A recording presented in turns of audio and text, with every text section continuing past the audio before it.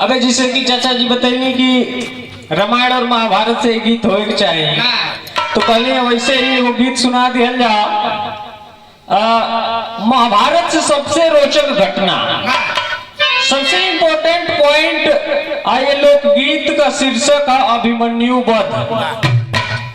अभिमन्यु इस दुनिया में नहीं रहा, लेकिन वो बालक बहुत कम उम्र में अपना नाम रोशन कर गया। एक लाइन तर्ज है, तनका सा बजा के आ जाए मास्टर साहब।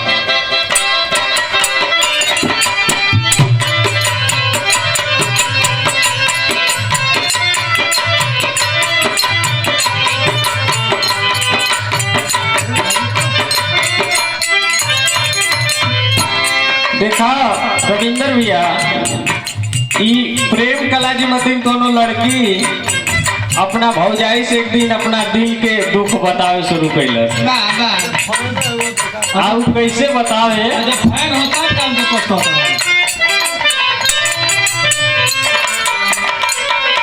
अरे कही दा भौजी भैया जी से, अरे कही दा भौजी भैया जी से, कही दा मोर गवाना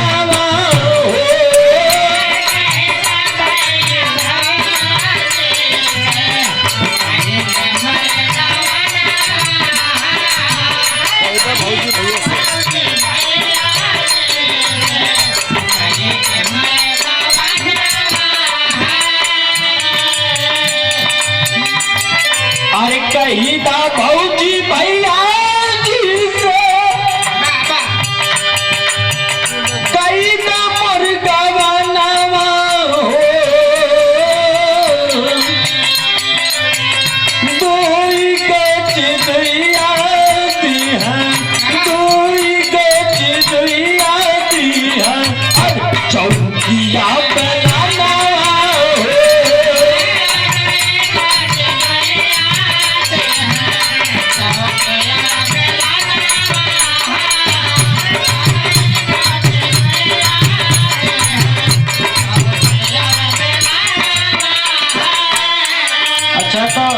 तू भर गइयो कौन है, तू कहला सी चौकी बेलना का होई ये नन दो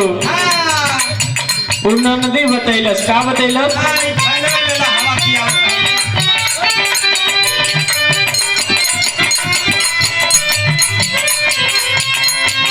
अरे दुई गोच जुइया चौकिया बेलना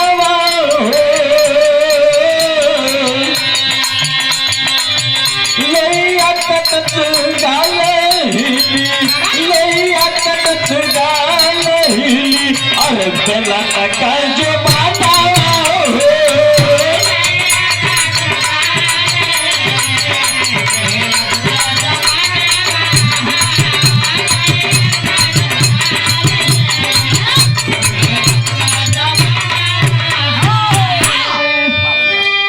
लेकिन महाभारत में भइल का युद्ध अपना चरम सीमा पर है, लेकिन वही समय कौरव एक थे पाती लिखलन, और पाती में ही लिखल रहे कि कल से युद्ध विराम है और कोई निश्चित नहीं है कब तक बंद रहेगा।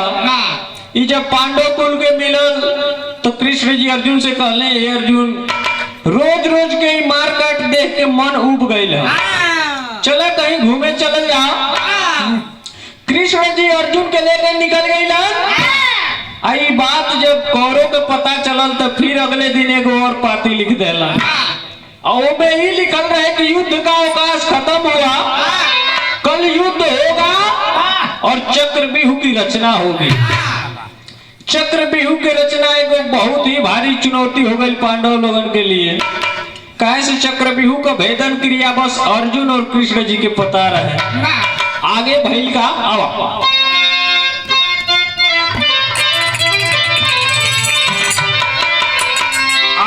कैले द्रोणाचार्य चक्र, अरे कैले द्रोणाचार्य चक्र बिहू के रचना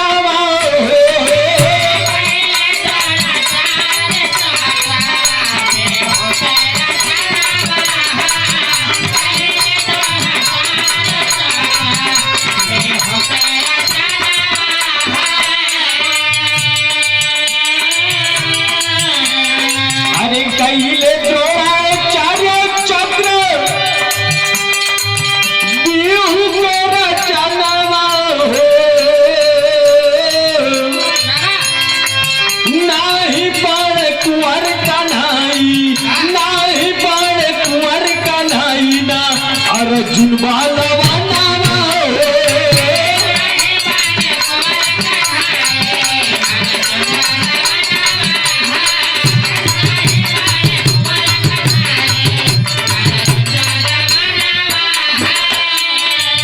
चक्रव्यूह का रचना हो गई। आए हर ना अर्जुन हुए ना कृष्ण हुए, चारों भाई एकदम बिल्कुल परेशान हुए। आगे भाई का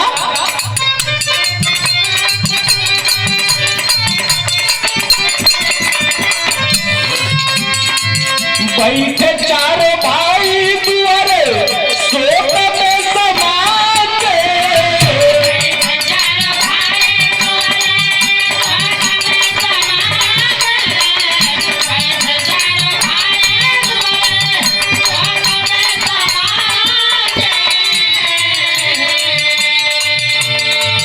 पूछे मन के बात तब से अभिमान आके।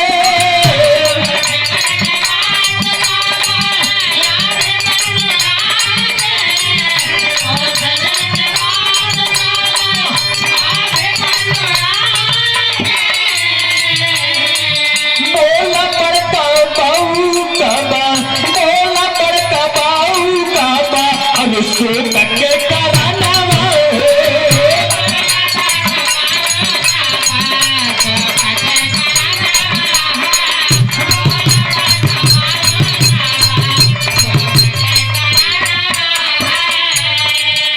चारों भाई एकदम चिंतित हवे, शोक में बैठल हवे, सोचत हवे कैसे का हुई।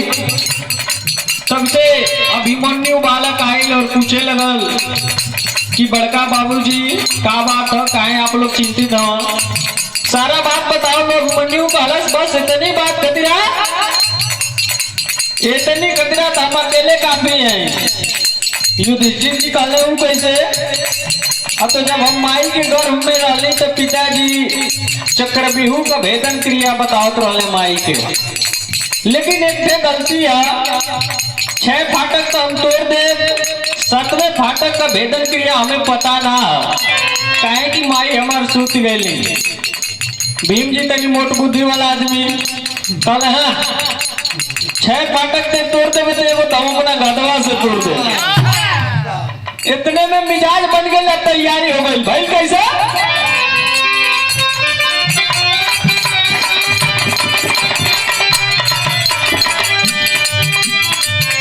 खाना खाना बाजी राम नंगी तलवारिया।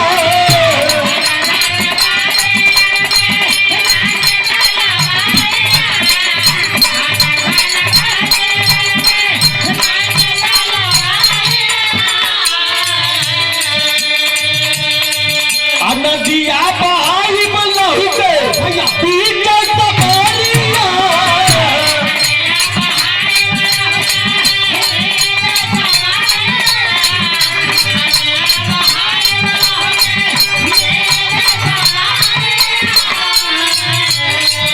काला हम करबे चक्रा, काला हम करबे चक्रा, पीहू के ठिकाना है।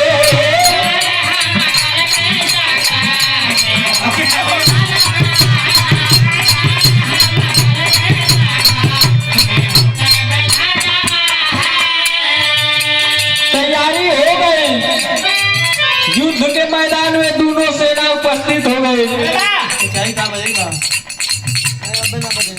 और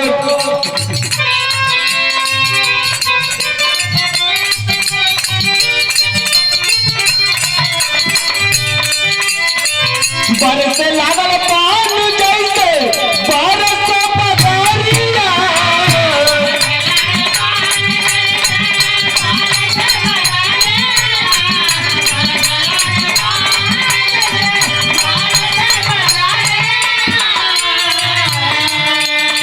दोनों पक्ष से घनघोर युद्ध होने लगा और अभिमन्यु चक्रव्यूह को चीरता हुआ 7वें फाटक तक पहुंचा। बैल का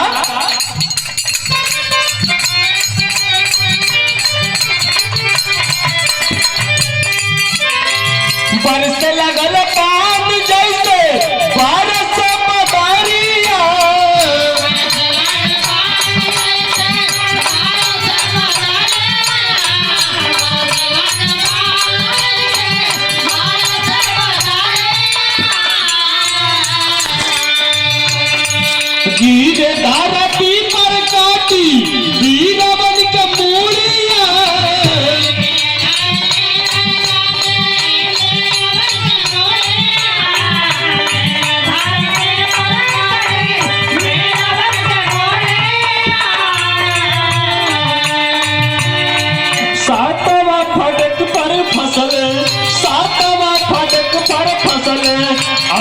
बनला नामा हो।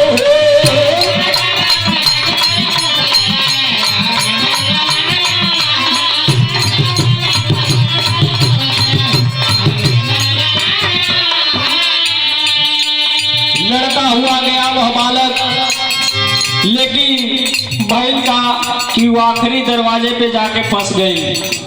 काहे कि ओके भेदन क्रिया, सातवां फाटक का भेदन क्रिया ना पता रहल। और यार ये चारों लोग चक्रव्यूह से बाहर ही रह गई लोग। भीम का गदा खत्म हो गई। जैसे वो घुसल, भीम जी सोचले संगवे हल जाए, लेकिन इतनी बाण मरले से कि 2 कोस दूर जाके खड़ा हो गई। लेकिन वो बालक के साथे भइल का,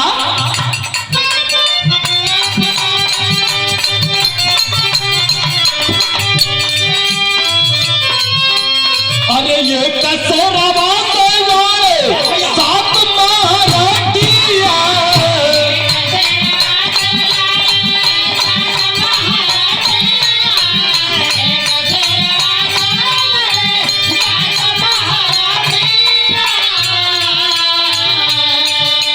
एक निहत्थे बालक से 7 महारथी एक साथ युद्ध करना शुरू कर दिए।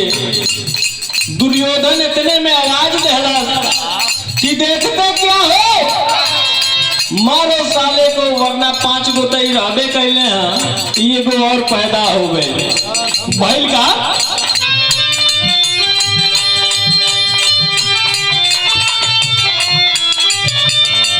एक शेरवा से लाए 7 महारथिया,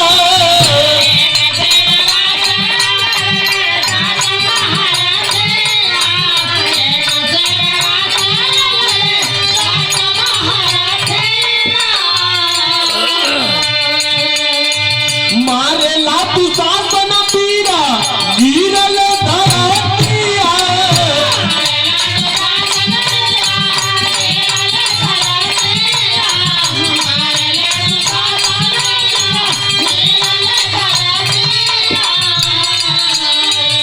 काहे के तोड़ला पाऊ, काहे के तोड़ला पाऊ, युद्ध के नियमवा हो।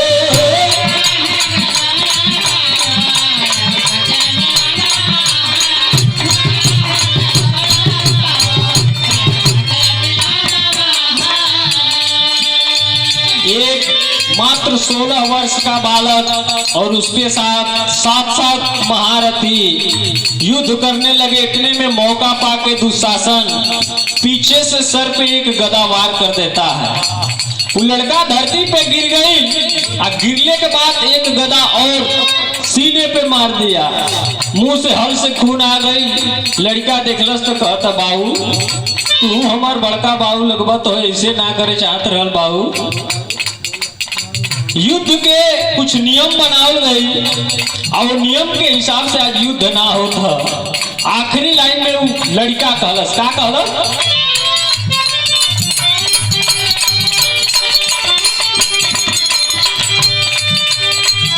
काटे मिली बोला हम के बुआ के,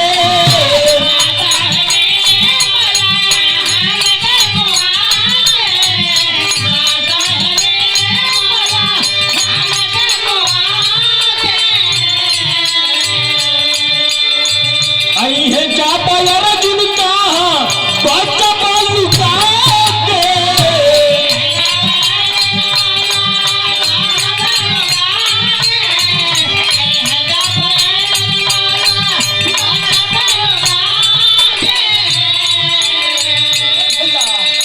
आखिरकार वह नन्हा सा बालक वीर गति को प्राप्त हो जाता है। ये लिए कहे के पड़ल, अरे पीर गति पवले अभिमन्यु, अरे पीर गति पवले अभिमन्यु, ए भैया भैले सपना